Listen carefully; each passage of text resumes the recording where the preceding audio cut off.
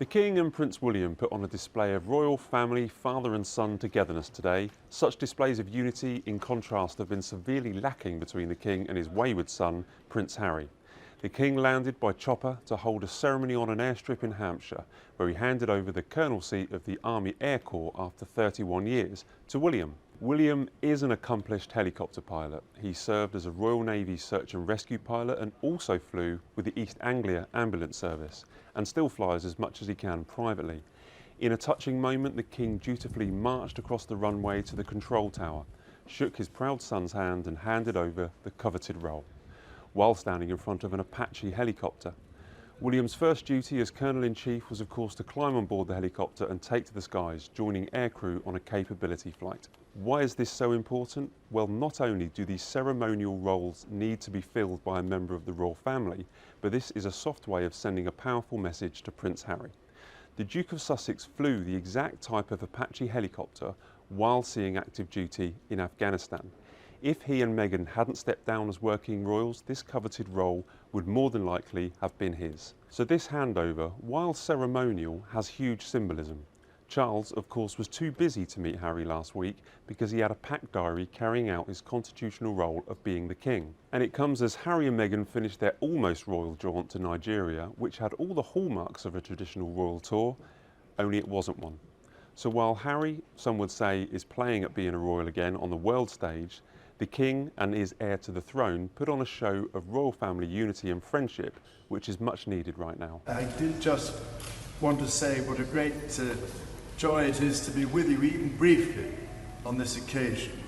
But also tinged with great sadness after 32 years of knowing you all and admiring all your many activities and your achievements throughout the time that I've been lucky enough to be Colonel-in-Chief of the Army Air Corps. And of course, all that time on operations in Iraq and Afghanistan, I watched with, again, immense admiration for what you did and managed to do out there. And of course, with this remarkable Apache, I remember, I think I probably was taken up with one of these ones all those years ago. And I shall never forget it. Nor will I forget the fact that when I first became Colonel-in-Chief, you still had quite a few fixed-wing aircraft, one or two which I flew in, along with some rather ancient helicopters. So all I can say is that having had the pleasure of knowing you for so long, I do hope you'll go from strength to strength in the future with the Prince of Wales as your new Colonel-in-Chief. The great thing is he's a very good pilot indeed, so that's encouraging. So there's a look after yourselves, and I can't tell you how proud it has made me to have been involved with you all this time. Thank that.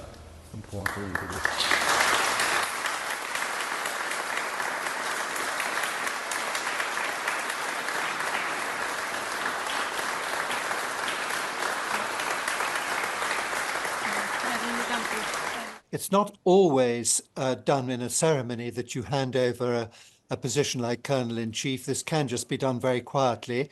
If looking at it from Prince Harry's point of view, I would think it would definitely be perceived as a snub because he was over here. He tells us, or his office tells us, that he wasn't going to have a meeting with the King. The King, of course, never says anything, quite rightly. But then to have this ceremony a few days later, which was basically the regiment in which he himself had served because he was flying Apache helicopters around, I can see he would perceive that as a snub. I don't think that that's the sort of thing that the King and Prince William do, however. And so I prefer to look at it as a much more positive step in that the King is giving him this position. And of course, he couldn't have given it to Prince Harry because Prince Harry is not a working and serving member of the royal family. So given that they need a Colonel-in-Chief and given that Prince William was chosen, in that respect, it's not a snub. Prince Harry obviously tells us that he's much happier now and that he wasn't happy doing his duties. But I strayed across a photograph of him the other day in a magazine, and I thought, goodness, he looks happy. And then it was dated 2015, which of course is pre-Meghan Markle. And I think he was, because I think people are, on the whole, happy when they are doing a good job on behalf of the nation rather than on behalf of themselves, if I can put it like that. And so I think he was doing an extremely good job before. He was very popular. He seemed to have found his niche in life. He was doing good work in the Commonwealth and the overseas territories as well, which appeared to interest him very much. And they loved him over there. I saw him in Antigua, and I can vouch for how popular he was. And so, yes, I think he was a much happier person. And as I say, I think the reason for that is that he was contributing something for the general good. What disturbs me about that is that, of course, the Queen, the late Queen, did give Harry and Meghan the entire Commonwealth to to be responsible for. And they were both individually, even before they met, committed to the Commonwealth. He, for obvious reasons, was going out and about representing his grandmother, but she too had been out in those African countries and working with sort of United Nations and so forth and doing charitable endeavours. So it just seemed to be a wonderful natural fit. Where this tour is slightly confusing to me, at any rate, is it isn't a royal tour. It wasn't done on behalf of Great Britain or the United Kingdom. I'm not quite sure exactly what it was doing. It looked a very happy tour, and people out in Nigeria seemed very pleased to see them, and that, I guess, must be a good thing. I think something a bit odd about it, yes, because I've always thought that the most successful members of the royal family are those who are working to support the monarch in his duties, because the king cannot do everything that he's asked to do, and so they go out and do it on his behalf. When they're doing it on their own behalf, there's a sense of competition with the monarch, and that's what I find rather difficult to get my head round, to be honest.